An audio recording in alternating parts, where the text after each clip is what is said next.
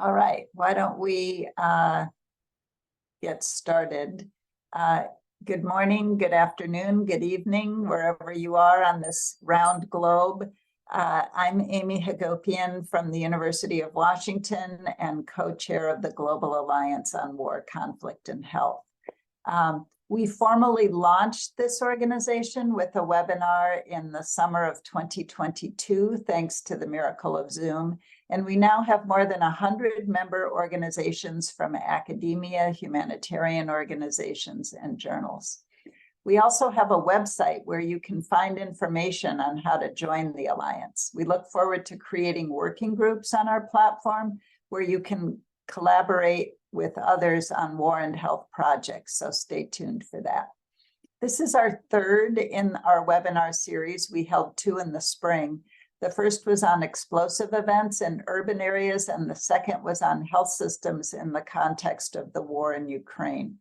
Our next webinar will be November 9 on the long legacy of nuclear weapons production and testing and lingering health harms, especially for those in places where testing and manufacture occurs. My calendar announced to me this morning that it's World Peace Day. The United Nations declared this day and suggests it be honored by observing 24 hours of nonviolence and ceasefire. I did not notice any announcement of that on my morning news report, however, regrettably. So today we feature Nick Turse, who holds a doctoral degree in public health while working as an armed conflict journalist. Nick has published with the New York Times, LA Times, San Francisco Chronicle, The Nation, The Guardian, and Harper's, among many others. He's a contributing writer for The Intercept. Nick commemorated Henry Kissinger's 100th birthday this year by reporting on extensive new research he conducted on carpet bombing of Cambodia in the 70s as designed by Henry Kissinger. Nick used an exclusive archive of documents and interviews that revealed Kissinger is responsible for far more civilian deaths in Cambodia than was previously known. And that reporting got quite a bit of airtime. I'd like to thank 4 people who made today's webinar possible, in addition to the participants themselves. Becky Brown with Southampton University, who is away on her honeymoon. Elsara Badri, who works for the Alliance from Mozambique.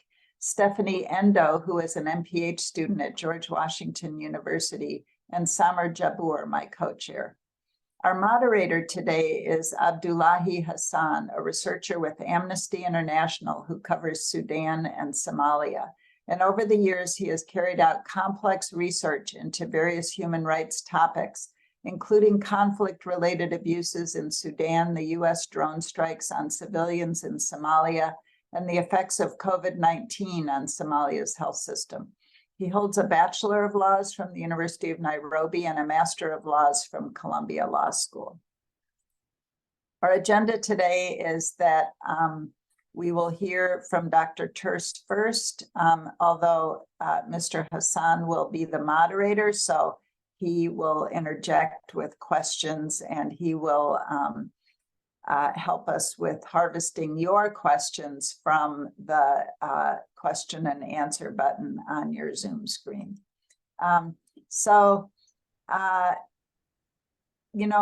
Regrettably, this is not organized as a meeting, it's organized as a webinar, so the audience is a bit remote from the screen. Sadly, we can't see your faces, but those of us who are speaking can see your names on our participant list, and we're so glad that you're here.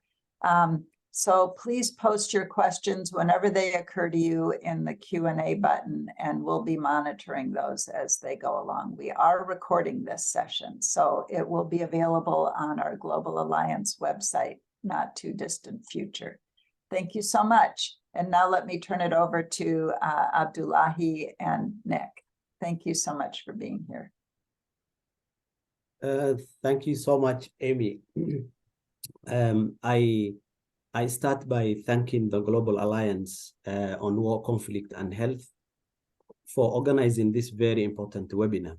The webinar will hopefully provide us with important insights and analysis about the forever wars, that is the US military operations in Africa. We are very lucky to have Nick Taz, who is a journalist I really admire and who has been reporting on US military operations in Africa for almost 15 years now. He's going to make a presentation for us on this issue. During the presentation, he is going to address key questions around US military operations in Africa. Those questions include, why do we have US military operations in Africa in the first place?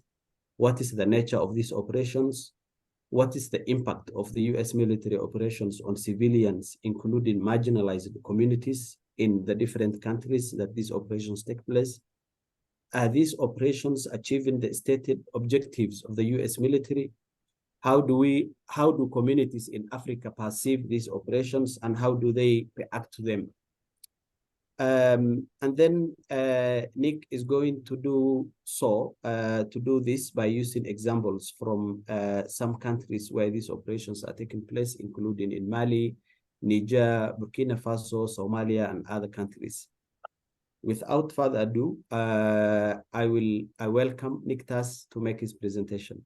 Welcome, Nick. Thanks so much, Abdullahi, and thank you, Amy. I want to thank you both for the very generous introduction. It's a real pleasure to be here to speak with all of you, albeit virtually. I want to thank the Global Alliance on War and Conflict and Health for hosting this webinar and for having me here today. So, as Abdullahi said, I'm here today to talk about the forever wars, US military operations in Africa. It's been a subject, as he said, I've been reporting on for almost 15 years now.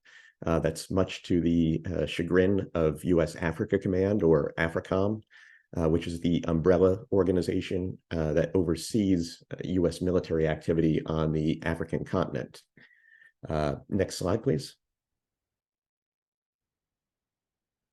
So AFRICOM began operations in 2007, and it says that it exists to promote security and stability on the African continent.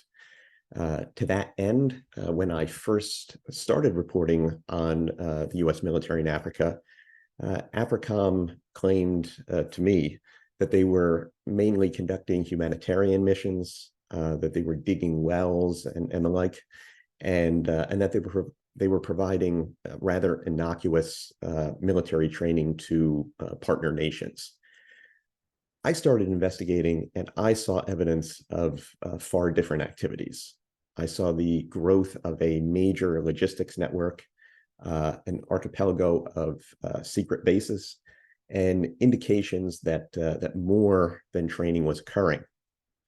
I reported on this for several years, but it got little traction until 2017.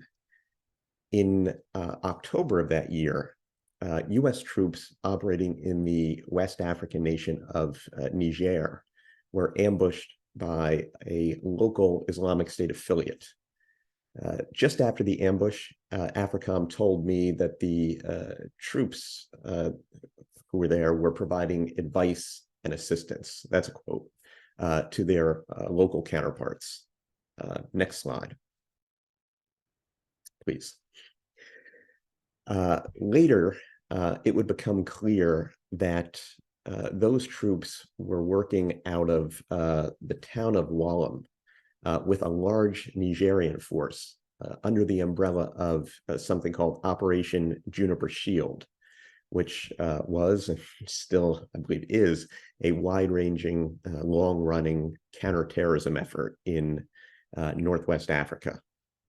Now, Team Wallam was supposed to lend support to another group of American commandos who were trying to kill or capture an Islamic State leader as part of a completely separate operation known as Obsidian Nomad 2.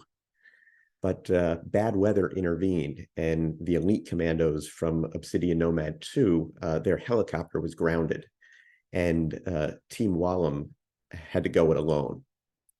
And it went particularly poorly for them. They didn't find any militants, but the militants found them. They were short on water, so the patrol stopped outside a village before heading back to their base. And barely 200 yards from the village, their convoy came under heavy, sustained gunfire.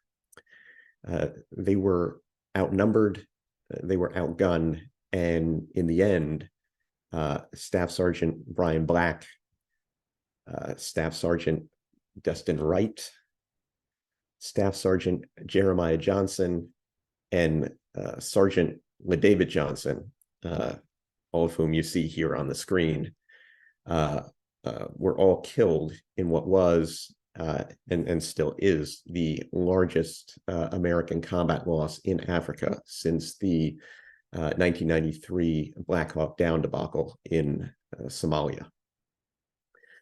Now, this attack was a great shock to most Americans, including some key members of Congress, but only because the Pentagon had been very lucky in the years before the ambush, and because the US military is so secretive.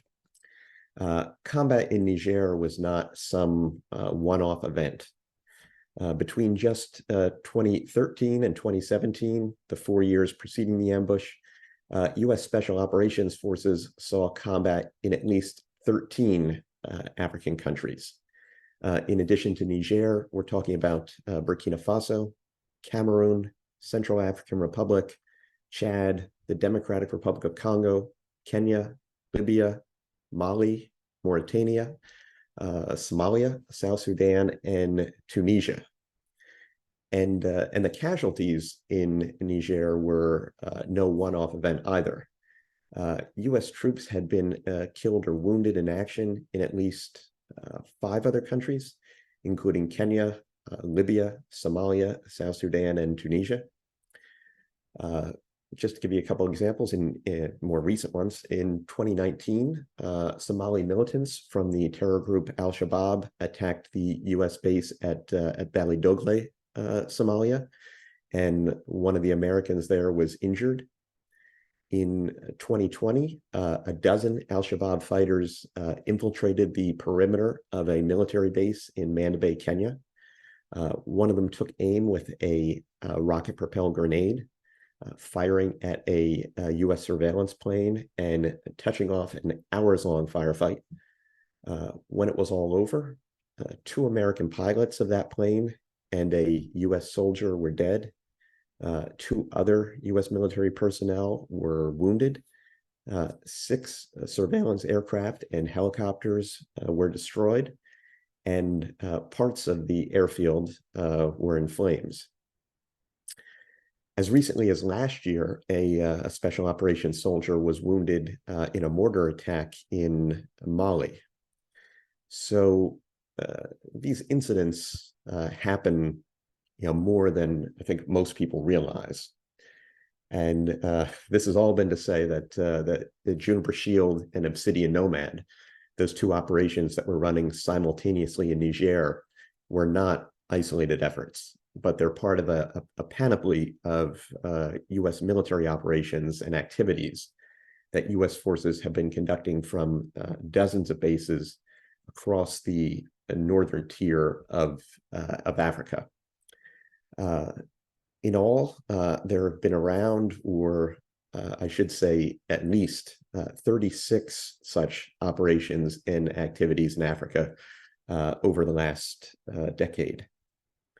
Now, AFRICOM has done everything it can to downplay these many operations and to minimize its casualties, casting them as unfortunate happenstance during advising or training missions. But in 2018, a Pentagon investigation by then Major General Roger Cloutier found that AFRICOM's advise and assist story was a fiction. He said that the so-called advise, assist, and accompany operations in Niger more closely resembled U.S. direct action than partner-led operations aided by U.S. advice and assistance. Now, to be perfectly clear, direct action is a special ops euphemism for strikes, raids, and other offensive missions. Cloutier wrote that U.S. commandos in Niger were planning, directing, and executing these direct action operations rather than advising Nigerian-led operations. So why, we might ask, were American commandos conducting secret combat missions in Niger? To answer that, we need to go back to the attacks of September 11th, 2001. Now, following 9/11, the U.S. went to war in Southwest Asia, in Afghanistan, and then began scouring the globe for weak states and ungoverned spaces. This is the euphemisms they use for those, where violent extremism could take root. In sub-Saharan Africa, the United States did not even recognize any terrorist organizations before 2001. Somalia, in the easternmost corner of the continent, was the Pentagon's first focus as a potential hotspot, but Pentagon officials, under questioning by the press, admitted that even the most extreme Islamist groups there hadn't engaged in any acts of violence outside of Somalia's borders. While the U.S. didn't recognize any transnational terror groups in the West African Sahel, the United States nonetheless began providing Niger and its neighbors with counterterrorism assistance as early as 2002. The U.S. flooded Niger with military equipment, from armored vehicles to surveillance aircraft. They began supporting military units in that country, and they began training personnel. And this has gone on since. Since 2012 alone, the tab to U.S. taxpayers just for Niger has been more than $500 million, and it continues to climb. It's one of the largest security assistance programs in sub-Saharan Africa. At the same time, however, the United States launched a separate military intervention that undermined security in the region, and it set the stage for a dismal downward spiral. In 2011, U.S. Secretary of State Hillary Clinton joked, we saw, he died. This was after a U.S.-led NATO air campaign that helped to overthrow Colonel Muammar Gaddafi, the longtime Libyan dictator. President Obama hailed the intervention as a success, but Libya soon slipped into a near failed state status from which it's never emerged.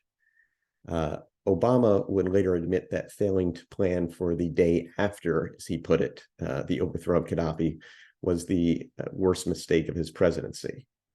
Next slide, please. And as the U.S.-backed uprising in Libya toppled Gaddafi, Tuareg fighters in his service looted the regime's extensive weapons caches, and they headed back to their native Mali and began to take over the northern part of that country. Anger within Mali's armed forces at the government's ineffective response to this resulted in a 2012 military coup led by Captain Amadou Sanogo, a U.S.-trained officer who learned English in Texas, received instruction from U.S. Marines in Virginia, did his intelligence training in Arizona, and underwent Army infantry officer basic training in Georgia. Now, having overthrown Mali's democratic government, Sanogo and his junta proved absolutely hapless in fighting terrorists. With the country in turmoil, the Tuareg fighters declared an independent state But they were soon muscled aside by heavily armed Islamist rebels who were also armed via weapons stores from Libya. And they instituted a harsh brand of Sharia law, causing widespread suffering and a humanitarian crisis. They made a headlong push to take over the country. And in January 2013, France began a military intervention with the United States providing support. The US was airlifting French soldiers and material into Mali, flying refueling missions for the French Air Force, providing intelligence, surveillance, and reconnaissance through drone operations that were run out of neighboring Niger. And the joint French-American mission prevented the complete collapse of Mali, but it pushed these militants into the tri-border region where Mali, Burkina Faso, and Niger all meet.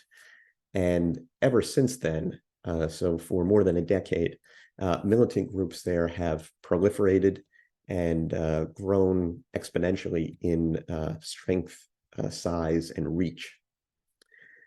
Now, throughout the rest of the 2010s, attacks in these countries increased and Islamist forces grabbed more and more territory in these three Sahelian states. And all the while, civilians suffered mightily for it. When I reported from Burkina Faso back in 2020, I heard the same story again and again. Attackers on motorbikes or motorcycles would thunder into villages with automatic rifles and a set of ultimatums that people convert to Islam, or if they were already Muslim, that women would wear the veil. They would scold the men about drinking alcohol, burn down the village's bars if they had them. And if their demands weren't heeded, they'd come back and begin killing. And sometimes they just started shooting without making any demands at all. And this wasn't unique to Burkina. It went on in Niger and in Mali as well. Next slide, please. And then there was a flip side to this. The military forces in Niger, in Burkina Faso, and Mali that the US was now training, advising, and funding were also abusing and killing civilians as part of their counterterrorism campaigns. In Burkina, dozens of witnesses described a similar sequence of events to me. Security forces arrived and arrested their family members, their friends, neighbors as supposed terrorists or terrorist sympathizers. And often these people were never seen again, or they were found in nearby fields with their hands tied, shot through the back of the head. I heard very similar stories this year while I was reporting in Niger. The common denominator in both countries is the ethnic group that is most targeted by government forces, a long economically, socially, and politically marginalized ethnic group called the Fulani or the Pul. And they're predominantly semi-nomadic Muslim cattle herders, and ethnic Puls from across the Sahel express discontent with their respective governments due to neglect of their communities. Many say they've been tagged as terrorists, and the stigma has further marginalized them and encouraged abuse by government troops. They told me about being targeted, jailed, about having friends and relatives summarily executed. And they say that counterterrorism measures have isolated and further impoverished their communities. So this, in turn, has pushed many Pul youth to join jihadist groups for revenge, for income, and for protection.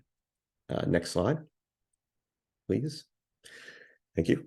A UN report on terrorism in sub-Saharan Africa that you see here, which was released earlier this year, noted that only 72% of jihadi recruits mention religion as a reason for joining terror groups. The report found that most who joined extremist groups grew up suffering from intergenerational socioeconomic marginalization and from underdevelopment. Nearly half of those who were interviewed for the report said that there was one specific event that pushed them to join militant groups, with 71% of them citing human rights violations, almost exclusively at the hands of state security forces.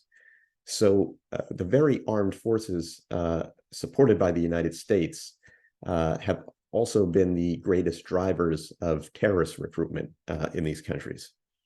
To give you an example, in 2020, Niger's National Commission for Human Rights investigated allegations that 102 civilians had disappeared during a week-long counterinsurgency operation.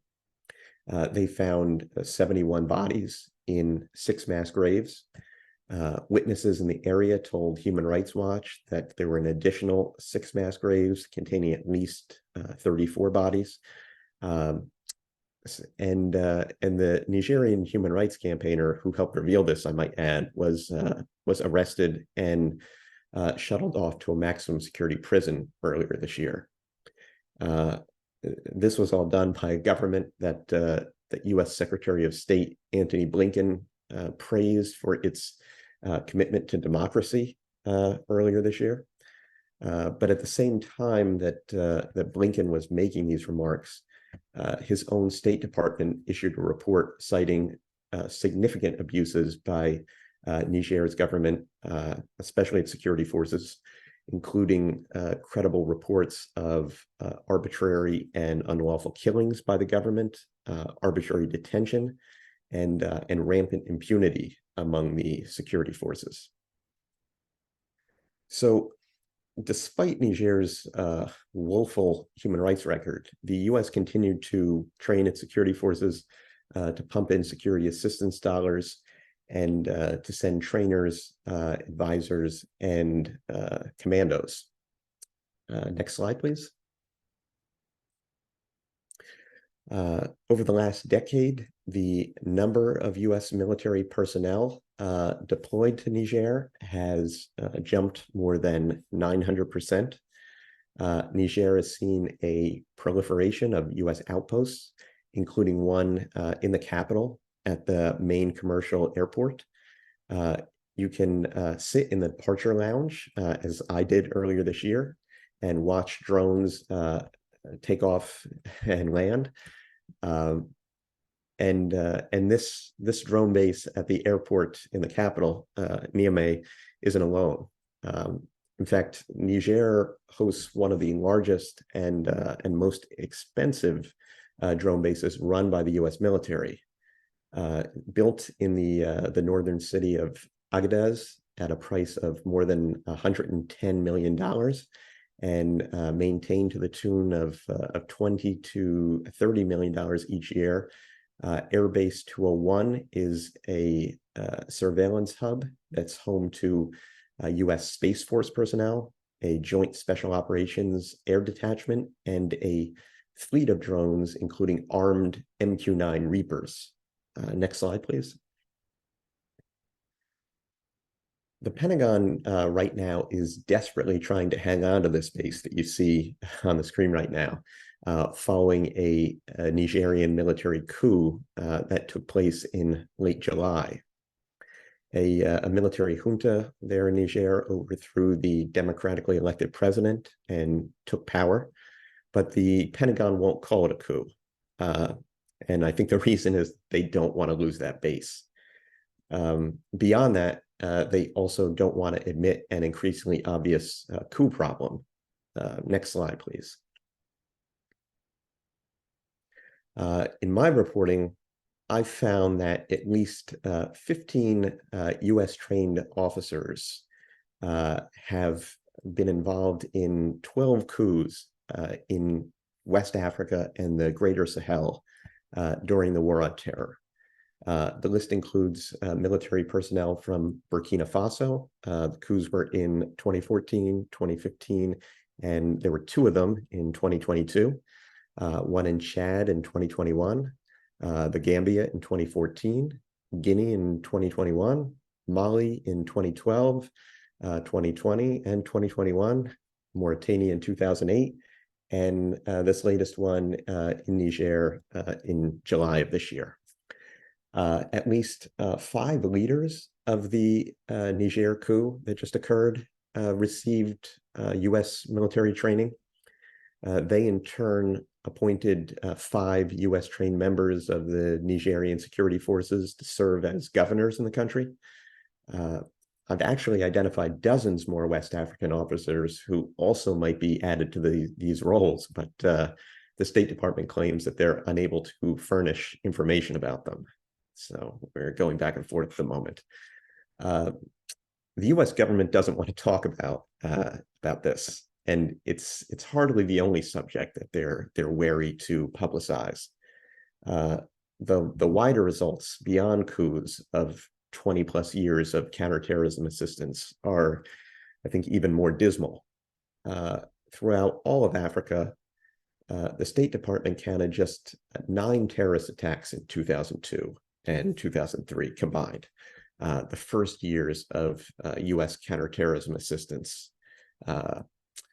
Last year, the number of violent events in just Burkina Faso, Mali, and Western Niger reached almost 2,800, according to a report by the Africa Center for Strategic Studies, which is a Department of Defense research institution. So this represents a jump of more than 30,000% since the U.S. began its counterterrorism efforts. Now, I just want to emphasize that again, that these aren't my numbers or some bleeding heart NGO with expansive estimates. That number, the 30,000% rise in terror attacks, comes from the Pentagon's own analysis. Next slide, please. And it's civilians in these countries that have suffered the most. During 2002 and 2003, terrorists caused 23 casualties in all of Africa. In 2022, militant attacks in just those 3 Sahelian countries, Burkina, Mali, and Niger, killed almost 7,900 people. The Sahel now accounts for 40% of all violent activity by militant Islamist groups in Africa. It's more than any other region on the continent. And again, that's according to the Pentagon's Africa Center. A new report by that same Africa Center, which was issued just last month, noted that that fatalities linked to Islamist groups reached more than 22,000 over just the past 12 months. And this represents a 48% increase from the previous year. 80% of these 20,000 plus fatalities occurred in the Sahel and also Somalia.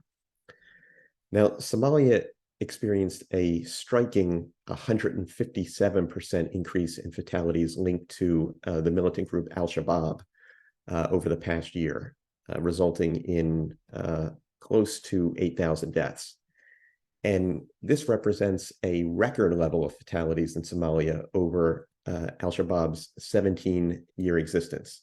It far surpasses the previous high point of 5,200 deaths in 2018.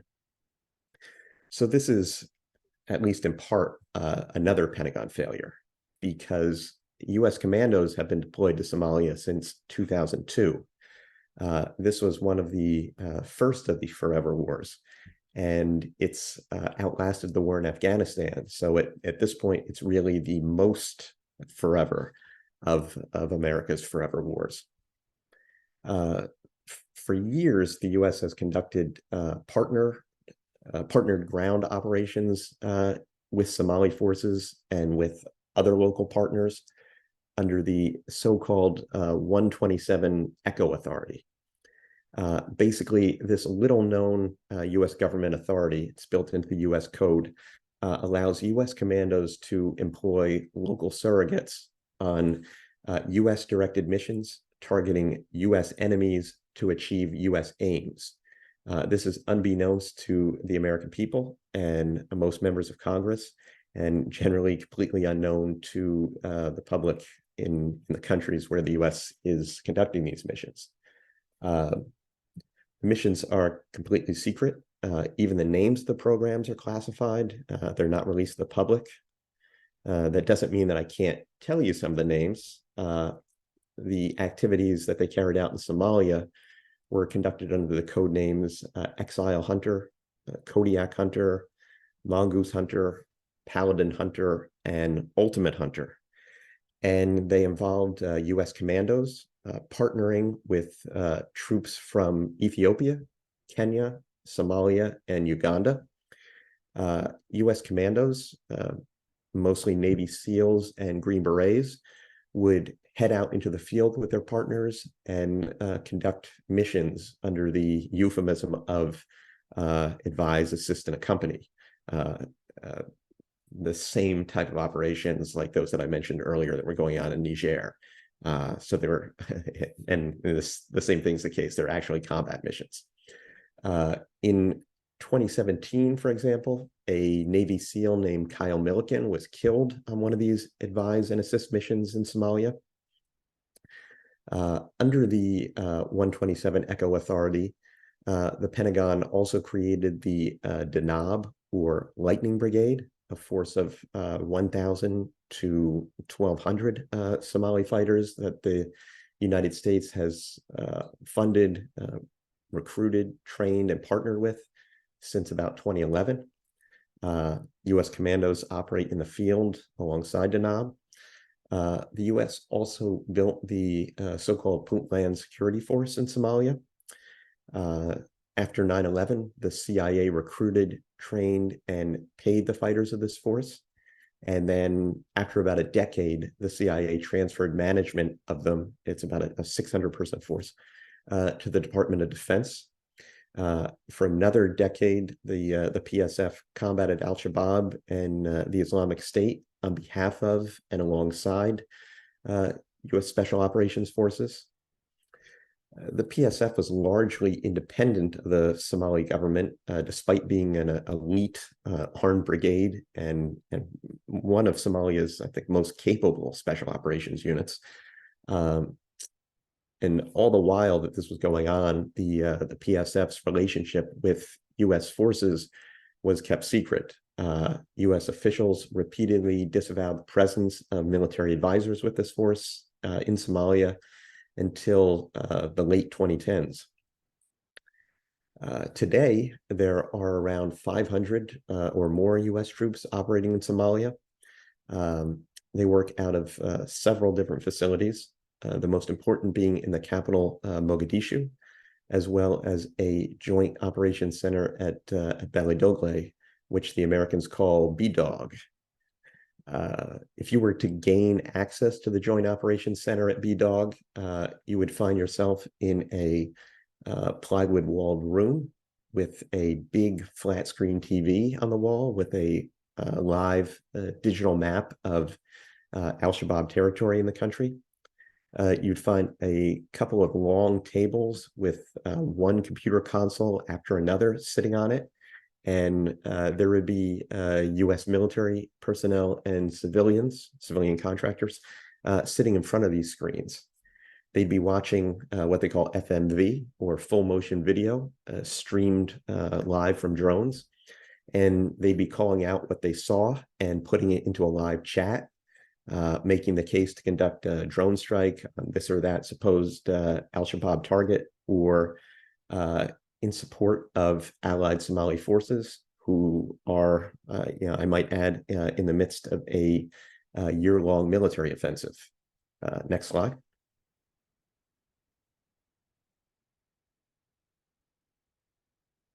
In the 16 years of drone strikes and commando raids in Somalia, the US has carried out 282 declared attacks.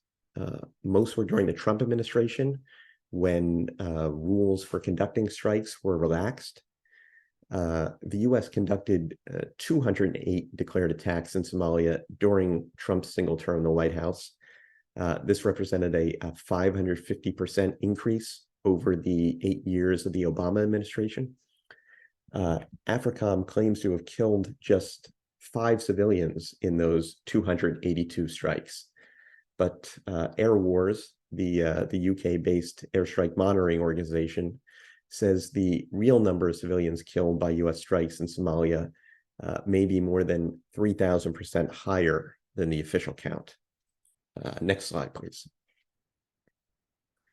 Under President Biden, the US has conducted 31 declared airstrikes, many of them in support of the Somali government offensive that's going on. When I was in Somalia earlier this year, I saw the dire effects of the confluence of the offensive, the uptick in the conflict, and also climate change.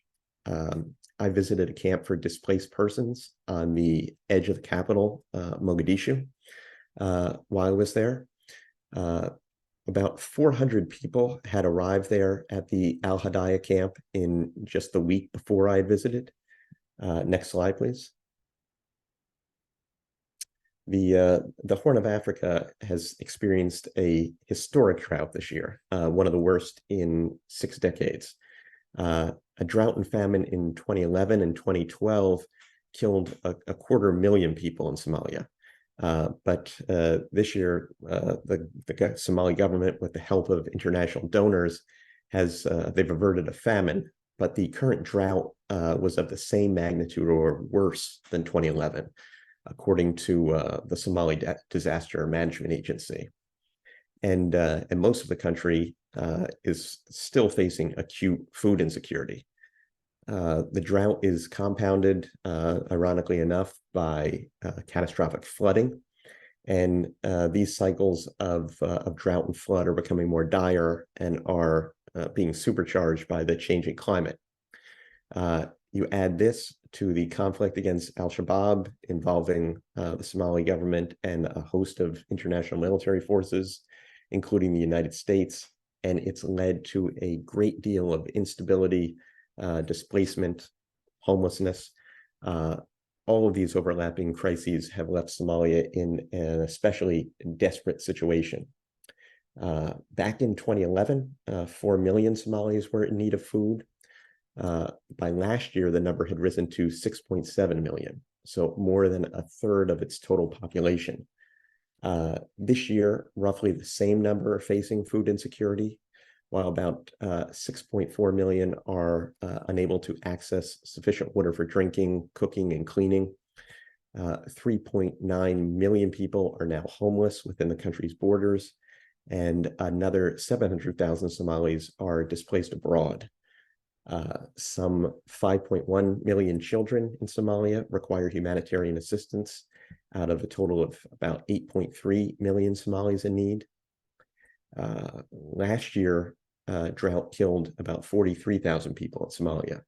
And while I was there earlier this year, the United Nations and the Somali government said that the death toll due to drought and hunger was about 135 people per day, which I found to be an especially shocking number. I think this, given the time, might be a good, if depressing, place to bring things to a close. I know that Abdullahi can tell you a lot more about the humanitarian situation in Somalia, especially the cost of the U.S. Drone war there. So I want to leave time for him, and I also want to make sure that we have time for any questions and discussion. So I'm eager to hear your thoughts and answer any questions I can to the best of my ability. So I thank you all for your time and attention, and I look forward to our discussion to come. Thank you. Wonderful. Thank you, Nick. I'm going to turn this back to Abdullahi. I'm just going to interject a couple housekeeping things. It turns out we can invite people to open their cameras and ask questions live if they indicate they have a question they want to ask. We do have a Q&A button on the bottom of the Zoom screen, but as far as I can tell, nobody has entered a question yet. So why don't I just turn it back to Abdullahi to maybe tell us a little about your own work in the region and, you know, as a sort of what are we doing about this disaster? Thank you, Amy, and thanks so much, Nick, for that wonderful presentation. I think it was really informative and covered almost everything, particularly in all those countries that you wanted to cover. Just wanted to add maybe one small thing on Somalia. I have a lot to say about US military intervention in Somalia, but I just wanted, because of time, to focus on only one thing, which is one major problem that is associated with the US operations in Somalia, which is the resultant civilian harm, or what we call civilian casualties. And, you know, most of the time, civilian casualties in Somalia that resulted from US military operations don't get enough attention unless they are reported by, you know, wonderful journalists like Nick and others. So it really goes unnoticed, and the media, international media generally doesn't cover unless it is something big, like what happened in Afghanistan in August 2021, where a strike, US airstrike killed an Afghan aid worker and 9 of his family members, including 7 children. Unless, you know, it is that big, it doesn't get enough attention. So what happened in Somalia is really devastating. As Nick said, during Trump's presidency, you know, after the relaxations of the rules of, you know, airstrikes, carrying out airstrikes in Somalia, over 200 airstrikes were carried out only during that period when Trump was president. And as I was working for Amnesty International during that period, I investigated 9 cases out of those over 200 airstrikes. And I found that 21 civilians were killed and 11 others were injured. That's a total of 32 civilian casualties in just those 9 airstrikes. You know, who are these people who are getting killed? Some of these people who are getting killed or injured are prominent business people, doctors, farmers, and children and women, and individuals Amnesty International determined to be, you know, civilians. These airstrikes did not only cause civilian casualties, including of important members that I mentioned of Somalia's fragile civil society, but they also destroyed orchards and irrigation canals. They created new waves of internally displaced people. Those Nick visited in Mogadishu early this year. They also destroyed houses and community shelters, and they also created perpetual uncertainty and fear among communities. So, you know, before we reported this, you know, these civilian casualties, AFRICOM maintained that they killed 0 civilians in Somalia in these operations. But since April 2019, when we publicly reported on these civilian casualties, AFRICOM has since admitted killing 5 civilians and injuring 8 others in just 4 attacks. You can imagine how many more civilian casualties resulted in all the other strikes. And so what happened to these families? These families don't have any avenue to get justice or get any form of reparation, including compensation. And that is one key thing we are calling for at Amnesty International. We are calling on the US government to recognize this and ensure there is, you know, some sort of accountability and justice for these families who are impacted by the operations. I think I will stop there. I don't have enough time, and welcome any, see if we have any questions from our participants or attendees, and we are happy to pose those to Nick. Back to you, Amy. David has a question in the Q&A.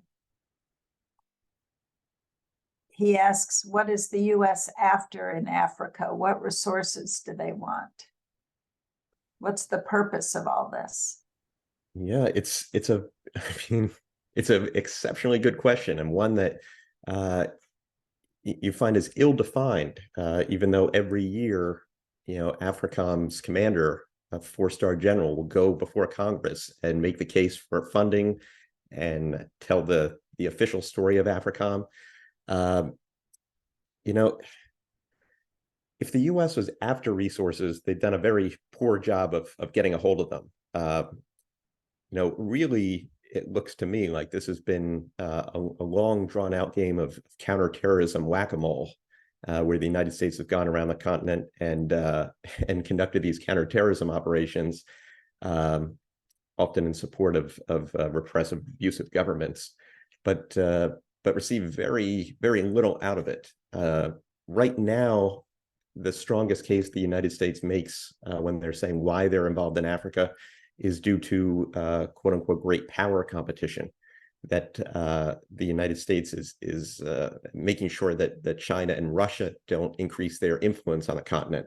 And this has become the sort of the watchword and the guiding principle of why we have to be there. Now, a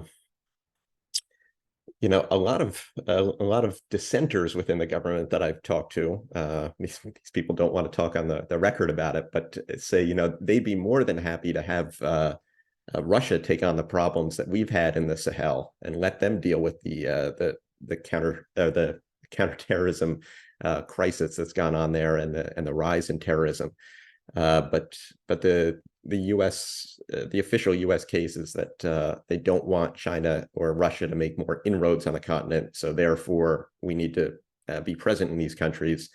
And most recently, the current AFRICOM commander, General Langley, has been saying that the U.S. should waive its restrictions that it has on providing assistance to military juntas, to countries where coups have been conducted, because they don't want to lose influence and have Russia come in and fill the gap. So, that right now is the main reason that the United States says it's there, basically to keep the other great powers out. Thank you, Nick. We have another question from Roger, and the question is, whatever the motivation or justification, has any Western military intervention anywhere in the world resulted in improved stability and safety in that country? I mean, another very good question. There might be examples out there, but if you look at any of the major ones over the last 20 years, it's really tough to find a major example of this. The ones that I talked about today, these interventions in the Sahel, the supposed easy win in Libya, the long stalemate in Somalia. I mean, these are just one example after another, and of course, the big large-scale U.S. wars in Afghanistan, Iraq. They've ended in defeat or stalemate. So there aren't very good examples of this that I can think of. Thank you, Nick. I think I don't see any other question posted, but I can abuse my position as moderator and ask you one question. So what? How can U.S. policy makers address all these shortcomings going forward? What is your suggestion, given all these missteps and the fact that none of these operations seem to be working well? What's your recommendation? Yeah, I mean, those questions are really above my pay grade. I am but a lowly journalist, but I think the place at least to start, and this is something I don't have a problem weighing in on, is for the U.S. to actually assess what the results have been of the last 20 years of these forever wars that I sped us through today and outlined it. There is really no mechanism for the United States to analyze this. They don't track metrics. You ask about whether they've tested means tested all the types of assistance they provide. They don't do that. They don't even keep track. I talked about all the U.S. trained coup leaders. They don't even have a list of the coups that have been carried out by U.S. trained officers, or like something as basic as that. There's not a spreadsheet somewhere, or at least they claim there isn't. Exactly. Or Yeah. at least they claim there isn't. Yeah. Didn't count bodies in Iraq either, right? Right. But then it turned out they did. Yeah. But I think that's the place at least to start, is to take a hard look at these things, and it's something that Congress could press the Pentagon to do. And there's a new defense spending bill that's right now being debated, and there are some measures in there that if they stay in, the Pentagon would at least be required to provide reports on things like this, on security assistance, on U.S. trained officers who conduct coups, on how U.S. assistance is working out there in the world, and if it's having deleterious repercussions on people in the countries where this aid is going. So that's a place I think we could at least start, and I'm sure that there are a lot of other people smarter than me who can come up with real policies that would curtail these activities and probably lead to better outcomes. All right, well, we're at the hour. There are a couple more questions in the Q&A that we didn't get to, but I think when you started to talk about keeping track as a place to start around accountability, that gets a little bit to Cyril's question about who is supposed to protect non-combatants in these situations. Yeah. Well, Amnesty International is helping us, so thank you, Abdullahi. We appreciate the work of your organization.